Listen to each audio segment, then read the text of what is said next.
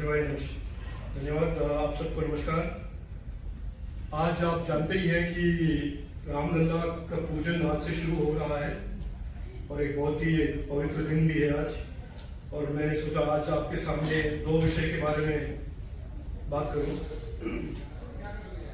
पहले तो आपने पढ़ा होगा, लेकिन मैं आज दोहरा रहा हूं मैं आपके सामने कि 65 साल से जो यहाँ पर देश में गरीबी हटाओ का एक फॉल्स प्रॉमिस, एक एम्प्टी स्लोगन हमको सुनने को मिला था।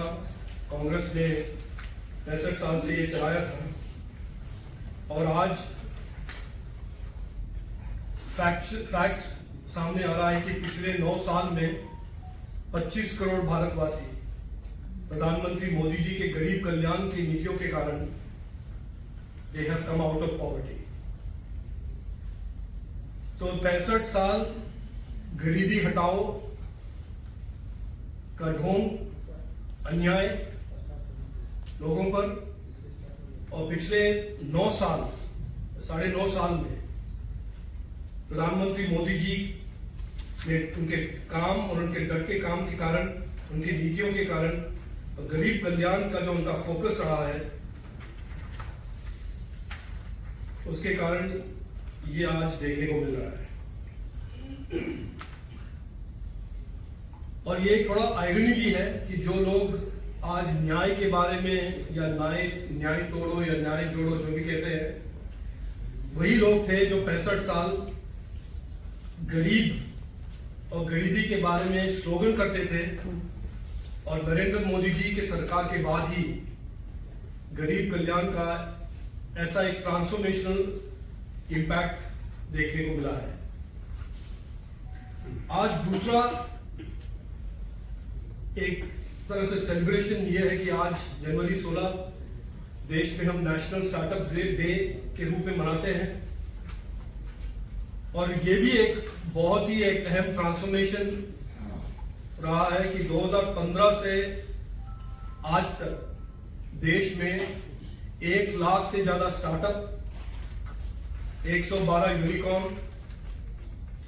और बहुत ही एक गहरा ट्रांसफॉर्मेशन रहा है। और इसका मैं आपको एक कॉन्टेक्स्ट आपके सामने रखना चाहता हूं कि 2012 में पार्लियामेंट में एक रिपोर्ट प्लेस किया गया था, मैंने प्लेस किया था और ये पब्लिक डोमेन में भी था कि भारत के बैंकिंग सिस्टम के 97% of network 9 groups had cornered it.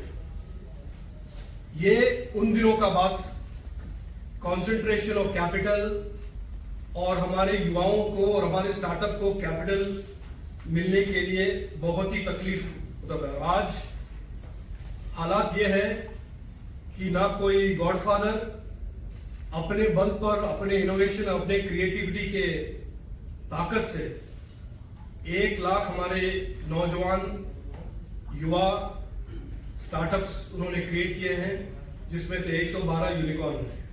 हमारा आज संकल्प भी है कि आने वाले 10 साल में ये जो नंबर है 10 लाख स्टार्टअप तक पहुंचेगा और हम 10,000 यूनिकॉर्न्स देश में क्रिएट करेंगे। और ये जो प्रधानमंत्री मोदी जी ने हाल ही में 3 साल में semiconductor, electronics, artificial intelligence, high performance computing, अलग अलग स्पेस, अलग अलग एरियाज में जो पॉलिसीज लेकर आए हैं, यहाँ पे सब हमको स्टार्टअप दिखने को मिलेगा।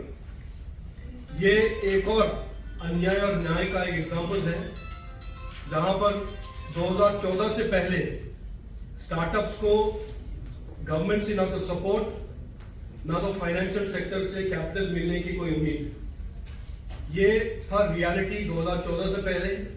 और आज का रियलिटी आप जानते ही हैं कि हमारे युवा शक्ति, हमारे यूथ जो है दुनिया के साथ compete कर रहे हैं। और जो भारत पहले टेक्नोलॉजी का कंज्यूमर देश होता था, आज हम टेक्नोलॉजी प्रोड्यूस कर रहे हैं, इक्विपमेंट और डिजिटल प्रोडक्ट्स मैन्युफैक्चर कर रहे हैं और फ्यूचरिस्टिक प्रोडक्ट सॉल्यूशंस डिवाइसेस यहां पर बन रहा है।